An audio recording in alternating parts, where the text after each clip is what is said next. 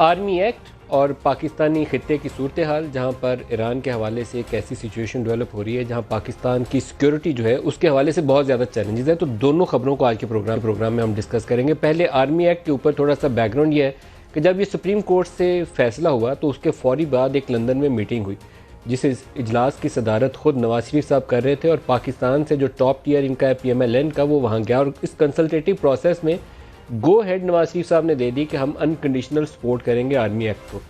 और जब यहाँ पर मामला आया और एक भी लम्हे ताख़ीर के बगैर PMLN जो थी फौरी तौर पर राज़ी खुशी इस काम में सपोर्ट करने के लिए आमादा हो गई, तो सोशल मीडिया के ऊपर सख्त रद्द-ए-अमल आया उनके वर्कर्स की जानब से, उनके सपोर्टर्स की जानब से। और बहुत सारे वो वर्कर्स जिनको मुझे क्यों निकाला वाली उस कैंपेन के बाद नवाज शरीफ की, बहुत से लोग खड़े इस बात पे हो गए कि शायद ये वोटर को इज़्ज़त देने की जो बात है, ये सिविलियन बालादस्ती के ऊपर कोई पाकिस्तान में नया काम होने चला। हालांकि नवाज शरीफ साहब की जो अपनी हिस्ट्री है वो जनरल ज़िया के साथ उनके सियासी सफ़र का आगाज़ हुआ था और इसी तरीके से IJI वाले एपिसोड, पाकिस्तान पीपल्स पार्टी की हुकूमतों को गिराने के एपिसोड, बहुत ज़्यादा ऐसी मिसालें उनकी सियासी तारीख़ के अंदर है, उनकी अपनी ज़ाती ज़िंदगी की, जो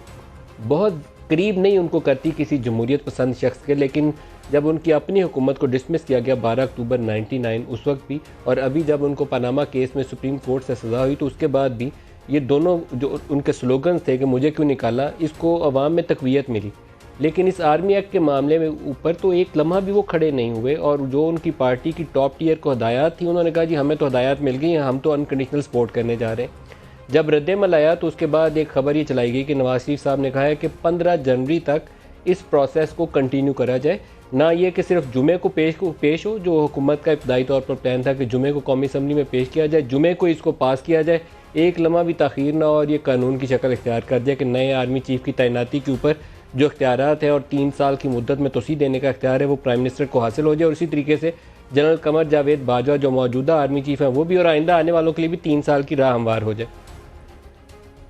पहले ये कहा कि हमने इसके ऊपर ख्वाजा आसिफ को एक हदायतनामा जारी कर दिया। ख्वाजा साहब की तरफ से ये खबर चलना शुरू हो गई कि उन्होंने कहा कि मैंने तो अपना मैसेज ही नहीं देखा। फिर हमें पता चला कि लंदन से दोबारा पैगाम रसानी हुई और वहाँ से कहा गया है कि अगर आपके ऊपर बहुत मजबूरी है, कोई दबाव है और आप पहला पैगाम नहीं पढ़ सके, जो मुमकिन नहीं है कि पैगाम किसी ने ना पढ़ा हो, तो आप फिर एब्सटेन करें या इस प्रोसेस को और आगे ले जाएं जितना ले जा सकते हैं। दोनों काम नहीं हुए। अब मंगल को मोस्ट लाइकली है कि कल वाले दिन कौमी असम्बली में वो बिल आ जाएगा, वो मसवदा जो हुकूमत की मर्ज़ी और इस्टेब्लिशमेंट की मर्ज़ी के मुताबिक होगा, उसे नून लीग और पीपल्स पार्टी मिनो सपोर्ट करेंगे और वैसे ही वो कानून की शक्ल इख्तियार कर देगा।